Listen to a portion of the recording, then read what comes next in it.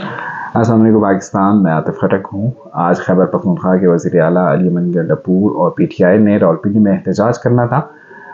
خیبر پختونخوا کا قافلہ علی امان گنڈاپور کی سربراہی میں آ رہا تھا، لیکن وہ پنجاب کی حدود میں داخل ہوئے بغیر واپس روانہ ہو گیا۔ اب اس احتجاج کے حوالے سے 3 پوائنٹ میں ڈسکس کرنا چاہوں گا۔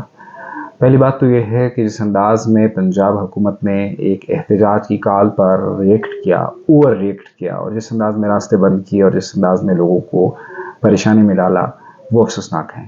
دوسرے انداز میں جس طرح سے خیبر پختونخوا کی حکومت یا پی ٹی آئی نے اس کو انا کا مسئلہ بنایا ہوا ہے کہ نہیں ہم نے پہنچنا ہے، آپ ہمیں روک کے دکھاؤ، وہ کہتے ہیں آپ نہیں پہنچ سکتے، یہ بہت افسوسناک ہے۔ اور یہ بادی نظر میں مجھے تو ایسا لگتا ہے کہ کہیں مستقبل میں ہم کنفرنٹیشن کی جانب نہ جائے، تو فیڈریشن کی جو بقا ہے اس کے لیے بہت زیادہ آپ کہہ سکتے ہیں کہ کوشچن مارک ہے اس پہ۔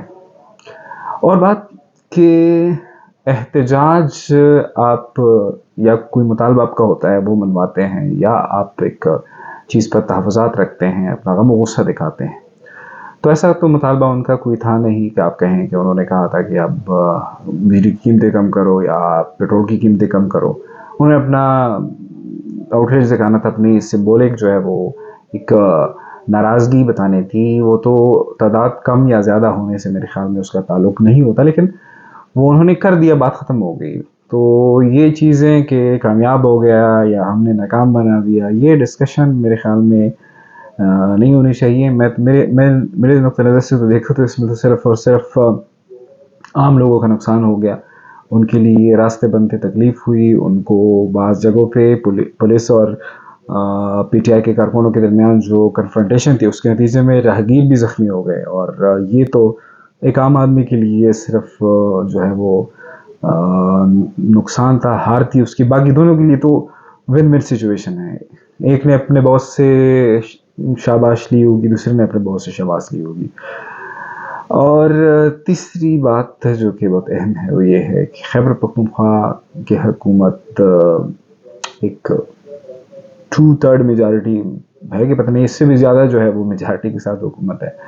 تیسری مرتبہ پی ٹی آئی کو مینڈیٹ ملا ہے وہاں پر، تو کچھ نہ کچھ لوگوں کے لیے اب کرنے کا وقت ہے۔ یہ پی ٹی آئی کے لوگوں کو بھی کرنا چاہیے، بات اٹھانی چاہیے کہ ٹھیک ہے آپ لوگ بطور پارٹی، یا تو وزیر اعلیٰ کو بطور پارٹی جماعت سے الگ ہو جانا چاہیے اور اپنی حکومت جو ہے اس پہ کنسنٹریٹ کرنا چاہیے۔ ادروائز اگر وہ دونوں کو مینیج کر سکتے ہیں تو ان کا کام ہے، لیکن بطور خیبر پختونخوا حکومت لوگوں نے کوئی گناہ تو نہیں کیا تیسری مرتبہ آپ کو حکومت دے کے۔ اور یہ جو مرکز میں نشستیں ملی ہیں، پنجاب میں ملی ہیں، سندھ میں ملی ہیں، وہاں پر اپوزیشن میں ہوتے ہوئے بھی کچھ کردار ادا کریں۔ صرف یہ روزانہ چلو اور یہ روزانہ احتجاج جو ہیں، اس میں تو آپ خیبر پختونخوا کے وسائل اور خیبر پختونخوا کے لوگوں کا وقت اور ان کی توانائیاں ضائع کرنے کے علاوہ میرے خیال میں تو ایسا کچھ آپ نہیں کر رہے۔ اگر کہیں پہ کسی ضلع میں آپ نے احتجاج کرنا ہے تو وہاں کی مقامی تنظیم ہوگی، آپ کی اپنا دعویٰ ہے کہ آپ کی جماعت کے لوگ ہر سطح پر ہر حوالے سے موجود ہیں، تو ان میں سے تھوڑی تعداد بھی نکل آئے گی تو آپ کا تو احتجاج ہو جاتا ہے۔ سو یہ لاؤ لشکر سے کے ساتھ یہ فوج لے کر ایک قسم کی جس انداز میں ایک یہ نیا ٹرینڈ آپ لوگوں نے شروع کیا ہے بطور گورنمنٹ، بطور پارٹی تو چلو پھر جو آپ کہہ سکتے ہیں، لیکن بطور گورنمنٹ وزیر اعلیٰ ہوتے ہوئے جس انداز میں آپ آتے ہیں، وہ بہت زیادہ میں کہتا ہوں الارمنگ ہے۔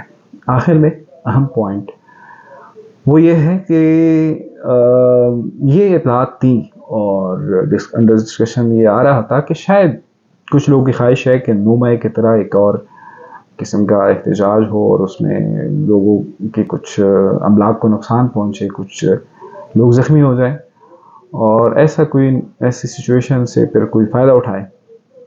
میرے خیال میں تو بہت اچھا ڈیسیجن لیا کہ علی امان گنڈاپور واپس چلے گئے۔ یہ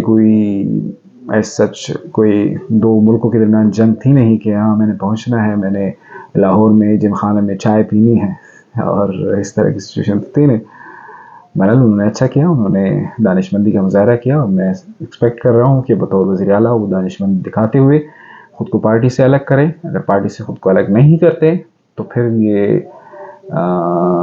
ज़िम्मेदारी अगर दोनों निभा सकते हैं तो कुछ लोगों के लिए कुछ करके दिखाएं, कुछ प्रोजेक्ट जो ज़मीन पे नज़र आए, कुछ ऐसे जो है वो इनिशिएटिव उनको लेने चाहिए जिसका फ्रूट जो है वो आवाम तक पहुँचे।